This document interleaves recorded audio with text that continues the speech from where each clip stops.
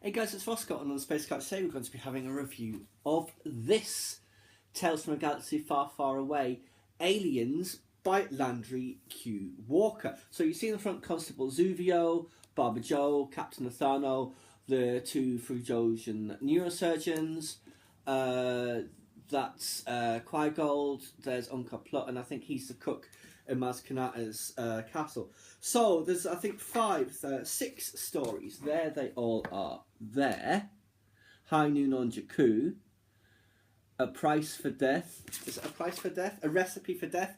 All Creatures Great and Small, The Face of Evil, True Love, and The Crimson Corset and the Lost Treasure of Count Dooku. So the first one, High Noon on Jakku, there's a great image of Constable Zuvio. He's got to find out why a droid who's been loyal for decades has suddenly gone rogue, stealing things and blowing things up.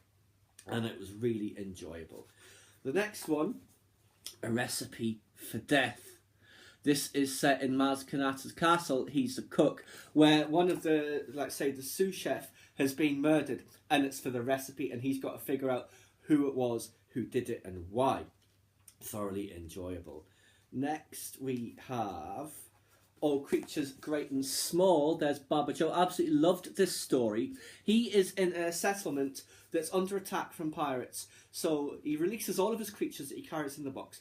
And all of the people trapped inside a building, he's trying to tell them a story to calm them down. But he and his creatures helped destroy the Death Star, the very first one. And it was fascinating how he interwove it all in. And of course they don't believe and think he's just talking nonsense. But at the end, they hear loads and loads of noises.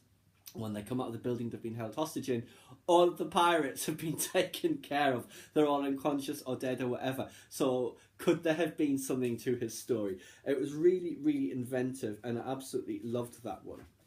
Next, The Face of Evil.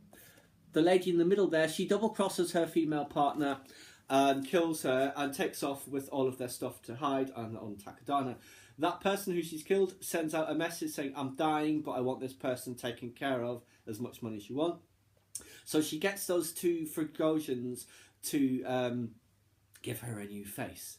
One that isn't hers, basically, and the one they give her is the one of the person that she killed, who's even higher up the wanted list than she was. It was very, very good. Again, set in Maz Kanata's castle.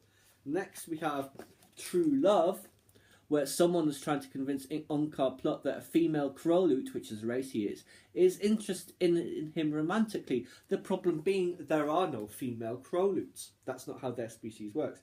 And as two of his employees have essentially set up an AI to try and manipulate him into falling in love, but he's not having any of it, of course. And it was really interesting. The two people doing it, they end up trapped in a walker, buried under the sand, and there's only enough food and water for one of them to survive. And there we have the Crimson Corset and the Lost Treasure of Count Dooku. Now this was good. The Lost Treasure turns out when they find the crashed ship on Panema, which is just as bad as Jakku. It turns out to be a clone in hibernation, and it's Kix, who I think I remember from the Clone Wars. He was set into hibernation and said, but I've got information, you know, Fives knew it and all that sort of stuff, obviously talking about the control chip in the head. But I mean, that was like 50 years previously. The galaxy has moved on so far. But that is just the last story in this book, and it was absolutely fantastic, all of them. A nice, quick, easy read. I assume there'll be other volumes in due course if this is volume 1. And I expect I'll be picking it up. I do, however, recommend that to you if you come across it. Please subscribe to my channel if you enjoyed this content.